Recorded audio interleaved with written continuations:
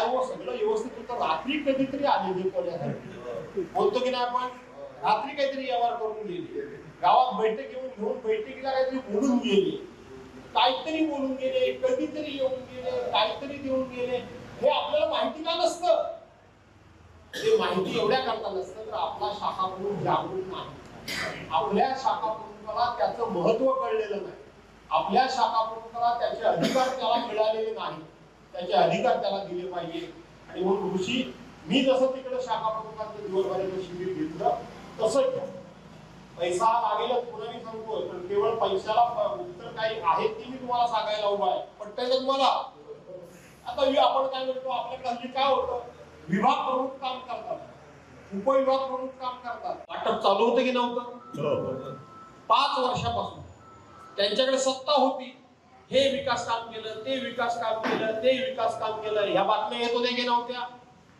एक दिवसाचा हा पेपर दाखवा, वर्तमानपत्र मला दाखवा, ह्याचा पक्ष प्रवेश, त्याचा पक्ष प्रवेश, त्याचा पक्ष प्रवेश, अशा बातम्या येत होत्या की नाही? अरे येत होत्या की नाही? घारटले अगोदर त्या बातम्या रोज येत होत्या, आठवण करा तुम्ही. बातम्या जर तुम्ही एकंदरीत जर त्या नजरेसमोर आणल्या तर या मतदारसंघामध्ये दुसऱ्या कुठल्याही पक्षाकडे लोक शिल्लक राहिलेच नाही, सगळे झमझमलाच गेले अशी होते, असा अंदाज आहे का? तुम्ही वर्तमानपत्र काढून बघा, काय रे नरेंद्र, बरोबर ना? पण निवडणूक झाली,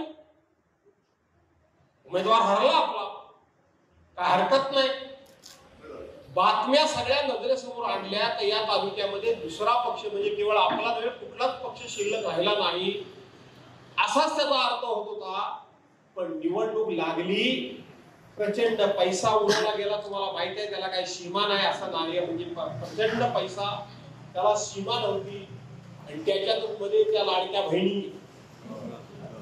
बहिणींनी पण जरा बरीच गडबड केली. बरोबर केली का नाही केली?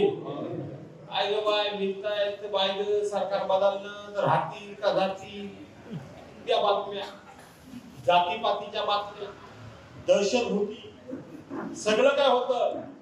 मला कौतुक करायचंय तुमचं, हे एवढं सगळं असताना सुद्धा थोडी नाही तर जवळजवळ 85,000 मत तुम्ही घेतली. जर सगळे पक्षप्रवेश डोळ्यासमोर आणले तर कुठल्या पक्षात माणसंच शिल्लक राहिली नाही असंच चित्र होतं.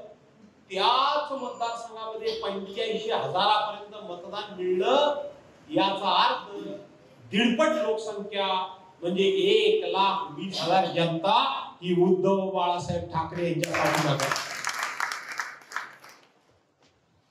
हेच गणित असतं ना, मतदानाच्या 1.5 किमान लोकसंख्या असते ना, 1,20,000 त्या पाठीमागे.